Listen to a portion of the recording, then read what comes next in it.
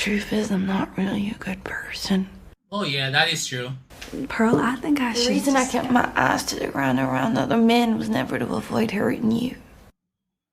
Oh. It's because I understood how lucky I was to have your attention. All my life I've wanted off this farm and you were my ticket out.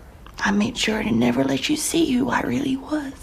I worked like a charm too. Okay. How could you be so selfish and cruel after all I'd done to make you happy? I was even pregnant with your baby. Okay. I felt like sickness. Did she kill the baby? How could I be responsible for another life? Life terrifies me. It's harsh and bleak and draining. I was so relieved when it died. He never answers any of my prayers. I don't know why. What did I do? What is wrong with me? A lot. Times I wake in the middle of the night and the fear washes over me, because what if this is it? What if this is right where I belong? Yeah, that's awful. That's an awful feeling. I can understand that. Failure. Oh, failure. I'm not pretty. What? You're pretty. Or naturally pleasant or friendly. I'm not smart. Or funny or confident. Yeah.